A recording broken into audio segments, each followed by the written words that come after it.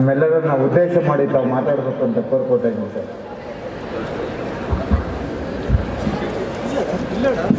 ಅವರು ಒಂದು ರೀತಿ ಗಾಂಧಿ ತತ್ವದಲ್ಲಿ ನಿಷ್ಠೆಯನ್ನು ಇಟ್ಟು ಈ ರಾಜ್ಯದ ಒಂದು ಶಾಸಕಾಂಗ ವ್ಯವಸ್ಥೆಯಲ್ಲಿ ಅನೇಕ ಹೆಸರನ್ನ ಗಳಿಸಬೇಕಾದರೆ ಬಹುಶಃ ಅವತ್ತಿನ ರಾಜಕಾರಣದ ವ್ಯವಸ್ಥೆ ಮತ್ತು ಪ್ರಜಾಪ್ರಭುತ್ವದ ವ್ಯವಸ್ಥೆ ಮತ್ತು ಅವರೆಲ್ಲರ ಸಜ್ಜನಿಕೆಯನ್ನು ನಾವು ಇವತ್ತು ಹಳೆಯದನ್ನೇ ನೆನೆಸಬೇಕಾಗುತ್ತೆ. ಇವತ್ತು ಹಲವಾರು ಕಾರಣದಿಂದ ಇರಬೇಕು ಒಂದು ಇರ್ಲಿಕ್ಕೆ ಬಿಡೋಕ್ಕಾಗದೇ ಇರೋ ಒಂದು ವ್ಯವಸ್ಥೆ ನಿಮ್ಮ ಸುತ್ತ ಆವರಿಸ್ಕೊಂಡಿದೆ. ಒಳ್ಳೆಯ ಕೆಲಸ ಮಾಡಬೇಕು, ಒಳ್ಳೆಯ ರೀತಿಯಲ್ಲಿ ಇರಬೇಕು ಅಂದ್ರೂ ಸಾಧ್ಯವಿಲ್ಲದೆ ಇರತಕ್ಕಂಥ ಅನಿವಾರ್ಯ ಪರಿಸ್ಥಿತಿ ಇದೆ. ಅಂತ ಒಂದು ಸಂಸ್ಥೆ ಅಗ್ರಿಕಲ್ಚರ್ ಕಾಲೇಜನ್ನು ತೆಗಿಬೇಕು ಅಂತೇಳಿ ಶ್ರೀಕಂಠ ಅವರು ನನಗೆ ಭಾಳ ದಿವಸದ ಪರಿಚಯ ಏನಲ್ಲ, ನಮ್ಮ ಧ್ರುವನಾರಾಯಣ ಕಡೆಯಿಂದ ಪರಿಚಯ ಆದರು. ಆಮೇಲೆ ನಮ್ಮ ಮಾಜಿ ಸಂಸದರು ಸುರೇಶ್ ಅವ್ರ ಬಗ್ಗೆ ಹೇಳಿದರು.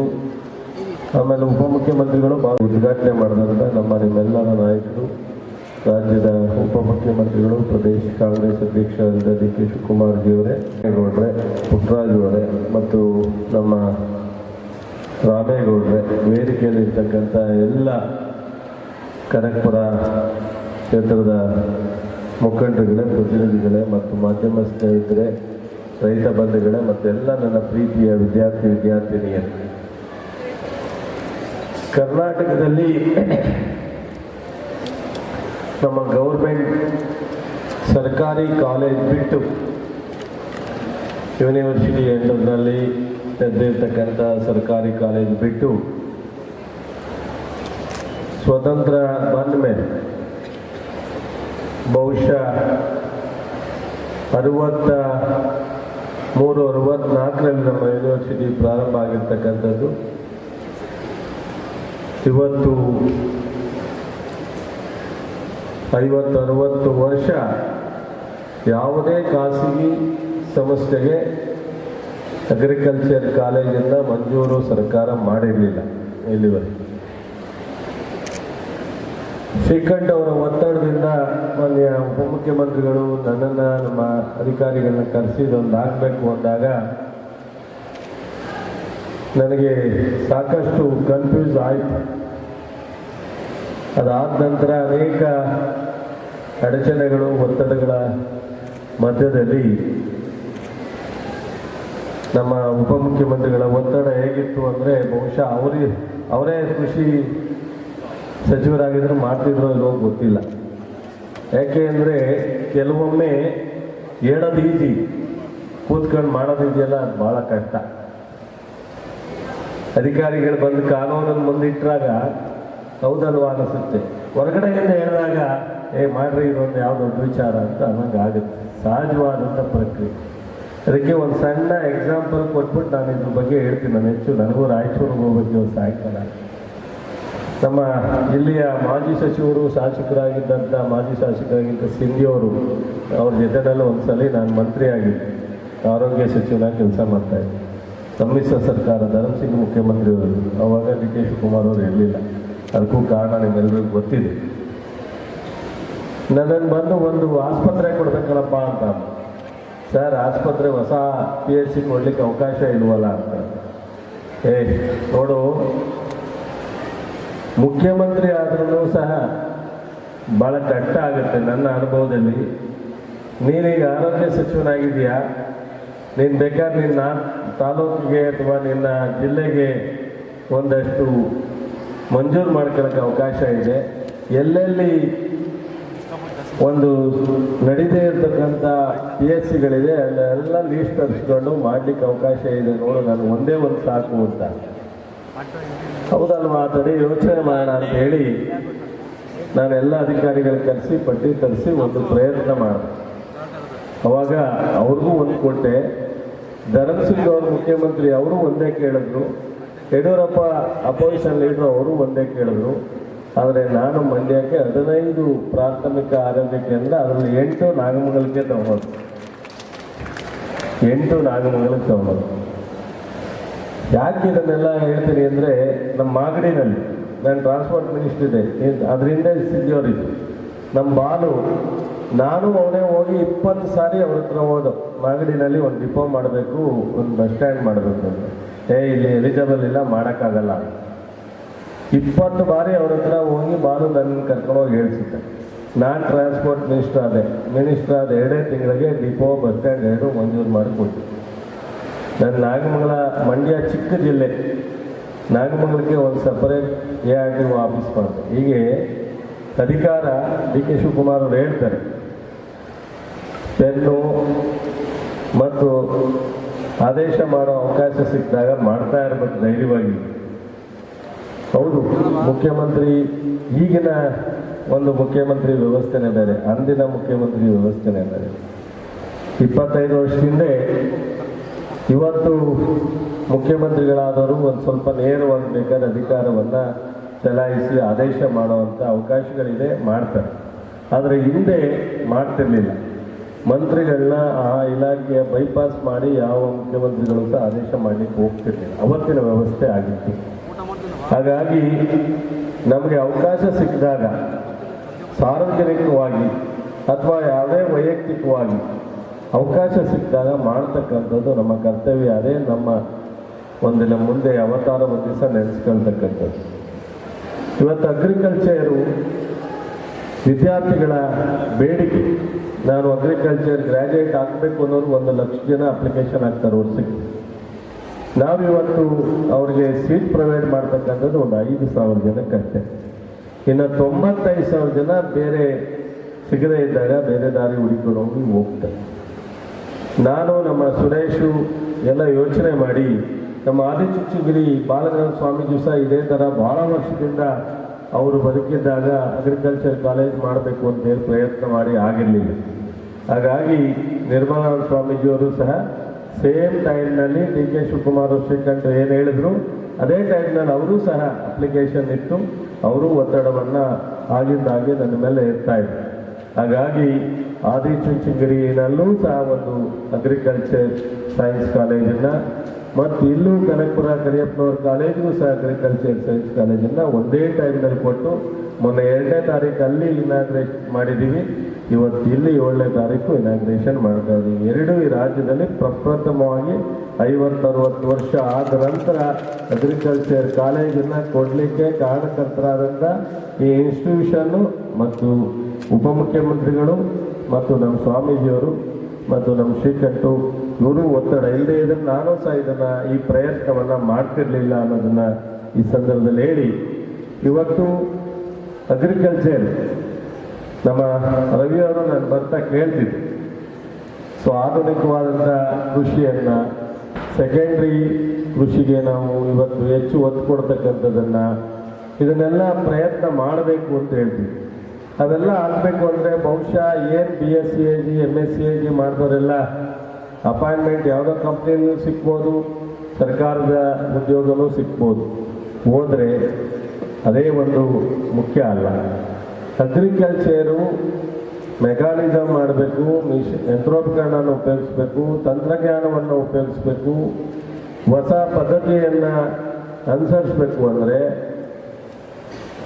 ಗ್ರ್ಯಾಜುಯೇಟ್ಗಳೇ ವ್ಯವಸಾಯವನ್ನು ಮಾಡುವಂಥ ವ್ಯವಸ್ಥೆಗೆ ಹೋದಾಗ ಅದನ್ನು ಮಾಡಲಿಕ್ಕೆ ಸಾಧ್ಯ ಆಗುತ್ತೆ. ಬೇರೆ ದೇಶದಲ್ಲಿ MSc AG PhD ಮಾಡ್ತಕ್ಕಂಥದ್ದು ಅಗ್ರಿಕಲ್ಚರಿಸ್ಟ್ ಆಗಿದ್ದಾರೆ, ಅಗ್ರಿಕಲ್ಚರ್ ಕೆಲಸ ಮಾಡೋದು ಜಮೀನು. ಇಲ್ಲೂ ಸಹ ಬೇಕಾದಷ್ಟು ಜನ ನಮ್ಮ ಕೋಲಾರದಲ್ಲಿ ಒಬ್ಬರು ನಾನು ಹೋಗಿದ್ದೆ, ಒಂದು ಗಂಡ ಹೆಂಡತಿ ಇಬ್ಬರೂ BSc AG MSc AG 3 ಎಕರೆ ಇತ್ತಂದು. 3 ಎಕರೆ ಜಮೀನನ್ನ 24 ಎಕರೆ ಮಾಡಿ ವರ್ಷಕ್ಕೆ ಎಲ್ಲ ಖರ್ಚು ಕಳೆದು 1 ಕೋಟಿ ಉಳಿತಾಯ ಮಾಡ್ತೀನಿ ಅಂತ ಹೇಳ್ತಾರೆ ಅವರು. ಎಲ್ಲ ಥರದ ವ್ಯವಸಾಯವನ್ನು ಅವ್ರು ಮಾಡ್ತಾರೆ. ಸೊ ಅದರಿಂದ ನೀವು ಹೇಳಿದ್ರೆ ಆಶ್ಚರ್ಯ ಆಗಿರ್ಬೋದು, ಮಂತ್ರಿಯಾಗಿ ಇವರು ಅಗ್ರಿಕಲ್ಚರ್ ಲಾಭದಾಯಕ ಅಂತ ಹೇಳ್ತಾ ಇದ್ದಾರೆ. ನಾವು ಮಾಡುವಂಥ ರೀತಿಗಳನ್ನ ಮತ್ತು ವ್ಯವಸ್ಥೆಯನ್ನು ನಾವು ನೋಡಿದಾಗ ಇವತ್ತು ಅಗ್ರಿಕಲ್ಚರ್ ಯೂನಿವರ್ಸಿಟಿನ ಉಪಯೋಗಿಸ್ತೀವಿ. ಸೈನ್ಸಿಸ್ಟ್ ಇದ್ದಾರೆ, ಅವರ ಸಂಶೋಧನೆಯನ್ನು ನಾವು ನಮ್ಮ ಜಮೀನು ಗಂಟ ಅವನ್ನ ಕರ್ಕೊಂಬರುವಂಥ ವ್ಯವಸ್ಥೆಯನ್ನು ನಾವು ತೀರ್ಮಾನವನ್ನು ರೈತರು ಮಾಡಬೇಕು. ನಮ್ಮ ಅಗ್ರಿಕಲ್ಚರ್ ಡಿಪಾರ್ಟ್ಮೆಂಟ್ ಸರ್ಕಾರದಲ್ಲಿ ಇರೋ ಸೌಲಭ್ಯವನ್ನು ಪಡ್ಕೋಬೇಕು. ಕೆಲವೇ ರೈತರು ಇದನ್ನೆಲ್ಲ ಗೊತ್ತಿಲ್ಲ. RSK ಹೋಗುವಂಥದ್ದು ಎಷ್ಟು ಜನ ಇದ್ದಾರೆ, ಅಥವಾ ಯೂನಿವರ್ಸಿಟಿ ವಿಚಾರವನ್ನು ತಿಳ್ಕೊಳ್ಳೋರು ಎಷ್ಟು ಜನ ಇದ್ದಾರೆ. ಇದನ್ನೆಲ್ಲ ನೀವು ತಿಳ್ಕೊಳ್ಳೋದಲ್ಲೇ ಯಾವತ್ತೋ 40 ವರ್ಷದಲ್ಲಿ ಮಾಡ್ತಿರ್ತಕ್ಕಂಥ ವ್ಯವಸಾಯ ಪದ್ಧತಿಯನ್ನೇ ಇವತ್ತು ಅನುಸರಿಸ್ತೀವಿ ಅಂದರೆ ಇದರಿಂದ ನಾವು ಆದಾಯ ಮಾಡಲಿಕ್ಕಾಗಲ್ಲ, ಸುಸ್ಥಿರ ಪರಿಸ್ಥಿತಿಗೆ ನಾವು ಅಗ್ರಿಕಲ್ಚರ್ ತರಲಿಕ್ಕೆ ಸಾಧ್ಯ. ಸೊ ಇವತ್ತು ನಮ್ಮ ದೇಶ ಯಾವತ್ತೋ ಒಂದು ದಿವಸ ಆಹಾರ ಸಮಸ್ಯೆ ಆಗ್ಬೋದು ಅನ್ನೋ ಪ್ರಿಡಿಕ್ಷನ್ನ ಅನೇಕರು ಮಾಡ್ತಾರೆ. ಅದು ಆಗಬಾರ್ದು ಅನ್ನಂಗಿದ್ರೆ ನಾವೆಲ್ಲರೂ ಸಹ, ಸರ್ಕಾರಗಳು ಸಹ, ನಾನೊಬ್ಬ ಮಂತ್ರಿಯಾಗಿ ಸರಿ ತಪ್ಪು ಅಂತಲ್ಲ, ಕೇಂದ್ರ ಸರ್ಕಾರ ರಾಜ್ಯ ಸರ್ಕಾರ ಎರಡೂ ಸಹ ಸೊ ಈ ಕೃಷಿಗೆ ಕೊಡುವಂಥ ಒತ್ತು ಕಡಿಮೆ ಆಗಿದೆ. ಕೃಷಿ ಇಲಾಖೆಗೆ ನಾವು ಇನ್ನೂ ಹೆಚ್ಚಿನ ಒತ್ತನ್ನು ಕೊಡಬೇಕಾಗತ್ತೆ. ಸರ್ಕಾರ ಹೆಚ್ಚಿನ ಶಕ್ತಿಯನ್ನು ತುಂಬಬೇಕಾಗುತ್ತೆ. ಇವತ್ತು ನಾವು ಬೇರೆ ಬೇರೆ ಏನೇನಕ್ಕೆಲ್ಲ ನಾವು ಸರ್ಕಾರ ತೀರ್ಮಾನ ಮಾಡ್ತೀವೋ, ಕೃಷಿ ಇಲಾಖೆ ಇವತ್ತು ಕೃಷಿ ನಂಬಿರ್ತಕ್ಕಂಥವ್ರು 70%.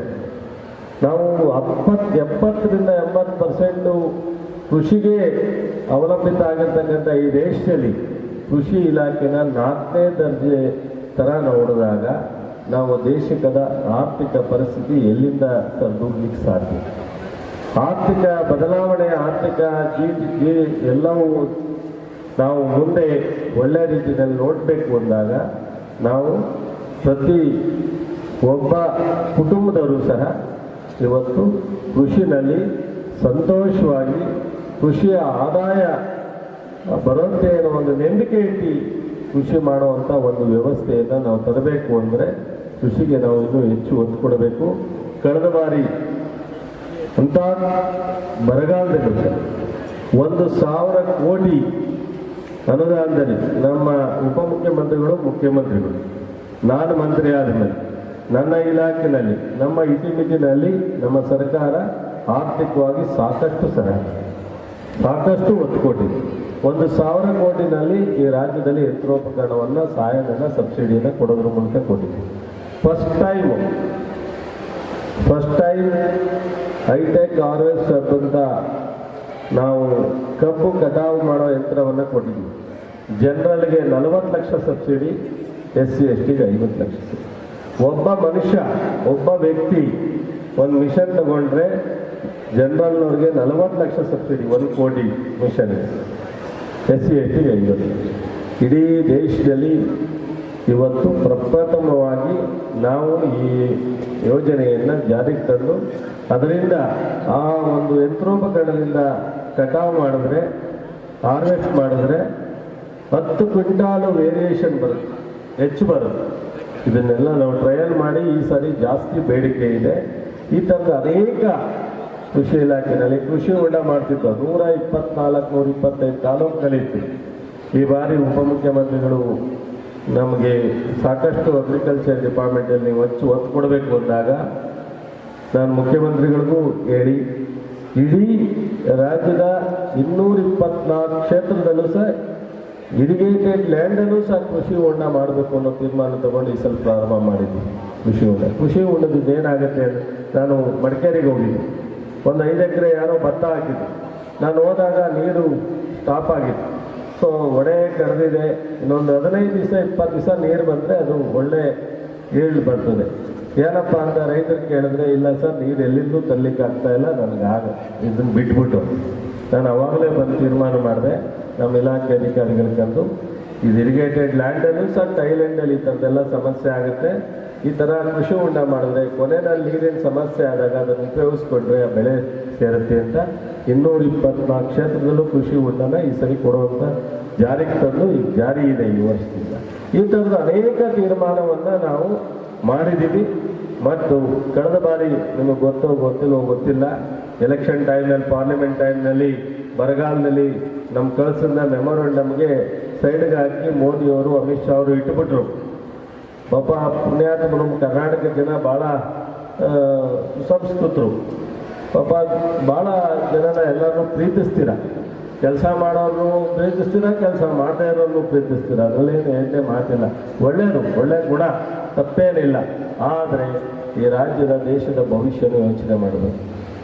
ಬರಗಾಲದಲ್ಲಿ, ಅತ್ಯಂತ ಕೆಟ್ಟ ಕಾಲದಲ್ಲಿ ನಮ್ಮ ಕಳಿಸಿದಂಥ 18,000 ಕೋಟಿ ಮೆಮೊರಂಡಮ್ಗೆ ಸಹಿ ಹಾಕಲಿಲ್ಲ, ಮೀಟಿಂಗ್ ಮಾಡಲಿಲ್ಲ ಅಮಿತ್ ಶಾ ಅವರೇ HLC ಹೈ ಪವರ್ ಕಮಿಟಿಗೆ ಅಧ್ಯಕ್ಷರು.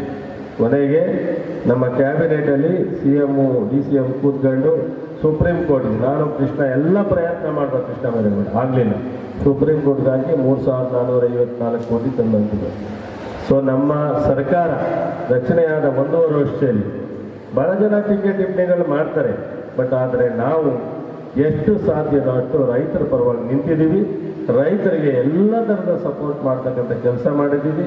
ಮುಂದೆನೂ ಸಹ ಆ ಒಂದು ರೀತಿಯಲ್ಲಿ ಹೋಗ್ತೀವಿ. ಬರೀ 5 ಗ್ಯಾರಂಟಿ ಕೊಟ್ಟು ಮನೆಗೆ 2,000 ರೂಪಾಯಿ ತಲುಪ್ತಾ ಇದೆ, ಕರೆಂಟ್ ಫ್ರೀ, ಬಸ್ ಚಾರ್ಜ್ ಇಲ್ಲ, 10 kg ಅಕ್ಕಿ, ಹುಡುಗರಿಗೆ 3,500 ಇಷ್ಟಕ್ಕೆ ಸೀಮಿತ ಆಗಲಿಲ್ಲ. ಎಲ್ಲ ಇಲಾಖೆನಲ್ಲೂ ಕೊಡುವಂಥ ಕಾರ್ಯಕ್ರಮದ ಸೌಲಭ್ಯವನ್ನು ಹೆಚ್ಚು ಮಾಡಿದ್ದೀವಿ ವಿನ ಕಡಿಮೆ ಮಾಡಿಲ್ಲ. ಅದೇ ರೀತಿ ಇವತ್ತು ಉಪಮುಖ್ಯಮಂತ್ರಿಗಳು ನೀರಾವರಿ ಇಲಾಖೆ ಬೆಂಗಳೂರಿನ ಮಂತ್ರಿಯಾಗಿ ಅವ್ರಿಗೇನಾಗುತ್ತೆ, ಸ್ವಲ್ಪ ರಾಜ್ಯದಲ್ಲೆಲ್ಲ ಸುತ್ತಬೇಕು ಅಂದರೆ ಬೆಳಗ್ಗೆ ರಾತ್ರಿ ಆಗಲ್ಲ, ಇನ್ನೊಂದು ಏನಾರು ಮಾಡಿ ಒಂದು 10 ಗಂಟೆ ಜಾಸ್ತಿ ಟೈಮ್ ಕೊಡ್ಬೇಕು ಅಷ್ಟೇ. 24 ಗಂಟೆ ಬದಲು 36 ಗಂಟೆ ಆದರೆ ಏನಾರ ಮಾಡಲಿಕ್ಕಾಗುತ್ತೇನೋ ಗೊತ್ತಿಲ್ಲ.